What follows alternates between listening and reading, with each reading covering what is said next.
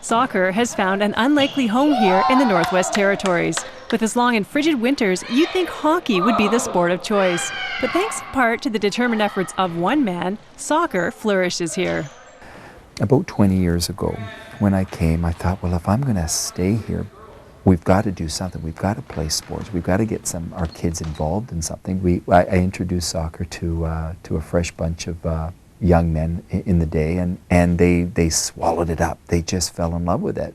And as they became, probably in 2 years, they became very, very competitive. Then they became the territorial champion team for about 8 straight years. I could simply wait and see what happens. Michael Boderman's official title is Special Needs Assistant at Chief Jimmy Bruno School in the town of Betcheko, formerly known as Ray Edzo. We have some students who are very low in literacy, some who behavioral problems, different levels of learning within the same grade. And so we become a support to those. The school is named after a well-known Chichilo chief who lobbied the federal government for a school in his own community that would teach both traditional Aboriginal and what he called the white man's way. Because of his persistence, Ray Edzo was the first Aboriginal community in Canada to take control of their own school system. They're a place of real care and love, and I mean from administration right down to, you know, the man and the woman who are sweeping the floors. Everything's done with love and care here, and it's a really unique school, and it's their school. You know, it's the school that the old chief had wanted for his people. Betcheko is actually made up of 2 towns, 15 kilometers apart by road. It's about an hour's drive from Yellowknife, and besides gazing at the beautiful Inuksuks along the way, visitors are often entertained, or held up, by grazing buffalo on the roadside. The town of nearly 2,000 faces challenges similar to much of the North, temptations of alcohol, drug use, youth gangs, and vandalism. The Northwest Territories has a higher rate of heavy drinking, marijuana use, and harm from drinking than any other province in Canada. So how can soccer help? Well, I mean, on a sport level, it's one of the things it does. It keeps them physically fit, and I think our young people really need that. I think if you're going to be have a strong spirit, I think what you really need to do is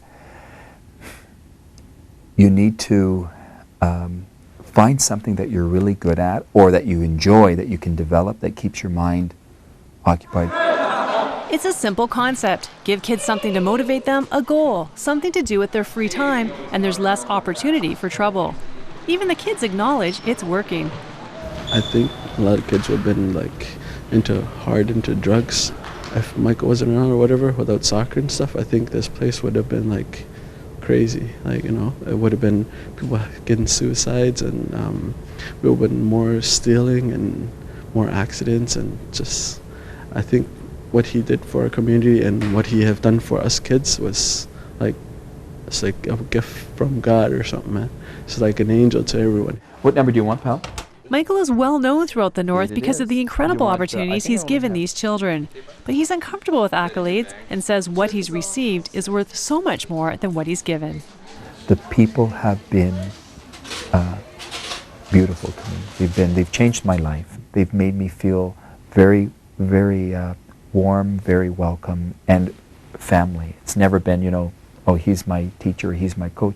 You know, they've always treated me like family. Okay, here we go. Let's see who plays Michael's first. former principal, Rita Mueller, says it's his passionate and successful coaching style that draws kids from all over the territory. He has extremely high expectations for their behavior, for their sportsmanship, for their performance. And, you know, the young people tend to rise to the occasion. There's very few that don't. And so many, many more young people want to try out for Michael's teams, be with Michael. He's just so positive and so funny. He has he's one of the most personable people that you can ever meet. Just a reminder that we leave at 1 o'clock. Soccer has given these kids opportunities many would never have had if it weren't for the countless hours he spent volunteering to coach them over the last 20 years, sometimes traveling up to 9 weekends in a row.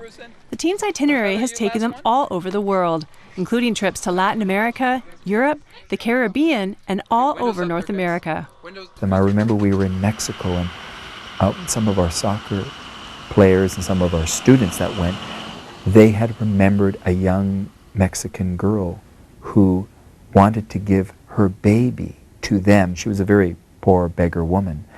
And our kids were very, very shocked at that. But they had never forgotten that. It touched them. They were more appreciative of what they have and the pain of other people, the brokenness of other people. They're more aware of that. But what's happening in these students is greater than just what sports and traveling can do. It's the friendship and mentoring that really has an impact. If you want to make a difference in a person's life, you've got to give your time. Not so much giving your money, not so much giving your things as much as your time. And soccer has been a way for me to exchange my life with theirs. He saved us because he encouraged us to do what we want in the future and stuff like that. And he pushes us and talks to us about life and stuff like that, like about drinking in the community and drugs going on in our community, because people in our community do bad stuff like suicide and stuff like that. And if it wasn't for him, we could have been out there right now.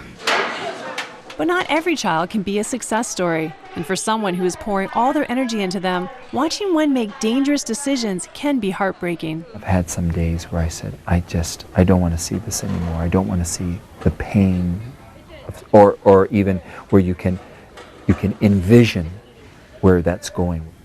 But for every sad story, there's a really happy one, and maybe two. It's just a double tragedy, really. And when he does face tough times, Michael says it's his faith in God that inspires him to never give up, even on those who have given up on themselves. You want to save them from the weekends because you know there's parties, you know there's drinking, you know there's vulnerable situations for our young girls and our young boys. And you want to save them from that. How can I salvage them from that? But then you see your littleness, you see your sometimes your uselessness, and that's where faith comes in. I can't do this alone, God. I don't know where they are right now. I can't see them. I can't hear them crying out. I can't read their hearts, but you can. Over the years, Michael has seen some of the toughest situations the world has to offer, serving the disadvantaged in Latin America and Africa. And although he still spends summers overseas, the North has become both his home and mission field.